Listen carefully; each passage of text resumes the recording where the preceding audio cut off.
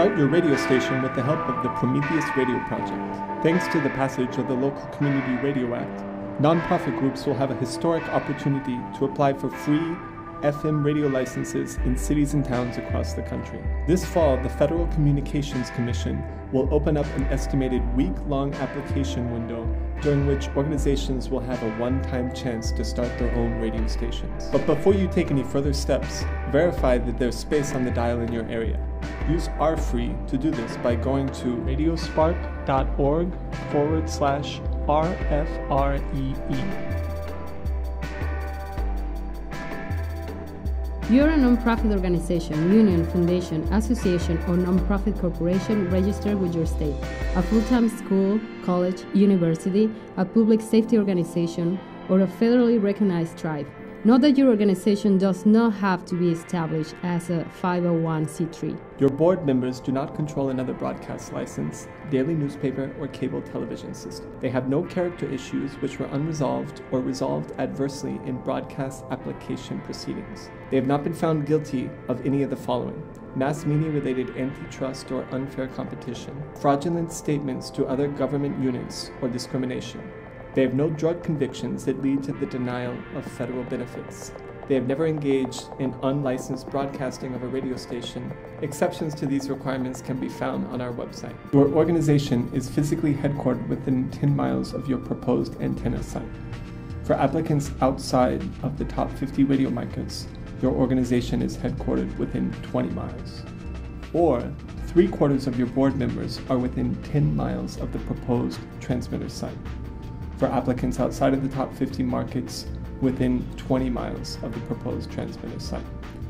It's better to use your HQ if you have one, because board members can change or move. Write a description of your organization's educational program and how your proposed station will be used to advance your educational program. You'll need this for the application. Having a clear mission and purpose will also help and attract funds and volunteer support. Make a detailed description of your station's programming. You'll need this for the application as well. The FCC won't hold you to this programming plan in the future, but the more details you can share here, the better. Find a transmission site. On the application to apply for your low-power FM station, there will be a space labeled Antenna Location Coordinates. This will be the latitude and longitude of where you will put your antenna and transmitter, so it is important to pick a good spot. A low-power FM station can be expected to broadcast up to 5 miles depending on the surrounding terrain. Because of this short broadcast range, you will need to carefully select a transmission site to reach a particular area. But where to put it? There are 2 types of locations to look for. You can either rent space on an existing tower or find your own location to mount an antenna. First, look right under your nose. Consider any properties that your organization already rents or owns. Can any of those locations reach your desired coverage area? It may be helpful to consult an engineer, especially in urban areas. In many cities, you will likely need to rent space on a tall building or an existing tower. As a general rule, your transmission site should be as close as possible to the center of the area you want to cover, but there are exceptions. If there is a line of sight between the radio antenna and a radio receiver, the signal will be picked up strongly, even up to 10 miles away. The highest location in town is often the best option. Identify a possible studio location. This location will vary, but generally should be near your community and your transmitter. An extra room or 2 in your organization's office could serve as your studio to start off. Community radio is 90% about community and 10% about radio. Host some community meetings and start to involve others early.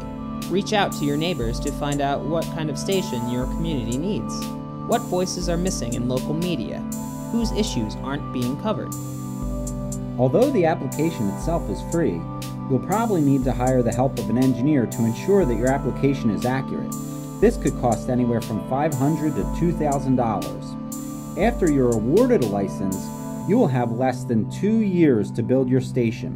Startup costs for equipment begin at around $15,000.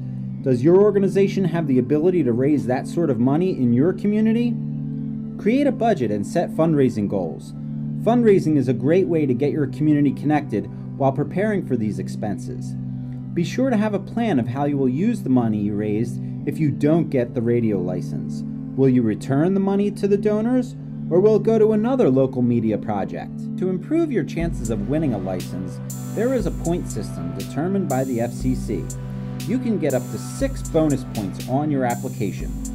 1 point is awarded for each of the following criteria: groups who have established presence in the community for at least 2 years, those who have no other broadcast stations, those controlled by tribal nations, those who pledge to produce 8 hours of locally originated programming per day, those who pledge to staff a studio open to the public for at least 20 hours per week, and a final point for those groups who commit to do both the local programming and the studio pledges. Now you should be ready to complete your application. The FCC only accepts applications during the filing window, but the application will be available online before then. As soon as they put it up on their website, make an account and fill it out. You'll be able to save a draft of your application right away. Once the filing window opens, don't wait until the last day to submit. Now the waiting starts. But don't worry, there's a lot to do while you wait.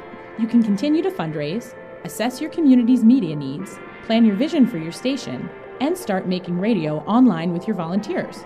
The FCC will process applications without competitors first. So if you're in a rural area, you're likely to find out the status of your application within a few months. In urban areas with a crowded radio dial, it may take longer. If you do have competitors, that's where the point system comes into play. If the stars are aligned in the perfect sequence, the FCC will award you a construction permit. This moment is your cue to start the construction process. You will need the station completely up and running once 18 months roll around. From the fruits of your fundraising, you should have enough money to buy equipment and get your station studio. Get technicians, engineers, and other handy folk together to fully assemble your station to functionality. Use the mission and programming that you developed from before and reach out to folks in your community to participate. You will need lots of volunteers: DJs, fundraisers, planners, music lovers, programmers, and others. When the station is up to functionality, it is time to go on air and tell the FCC that you are officially a station. You are ready for your official license. Once you have your license and a paper to prove it, spread the word to your community and tell them to tune in. You are listening to WSKP 90.3 Low Power FM Cat Town. We are a broadcast service of the ASY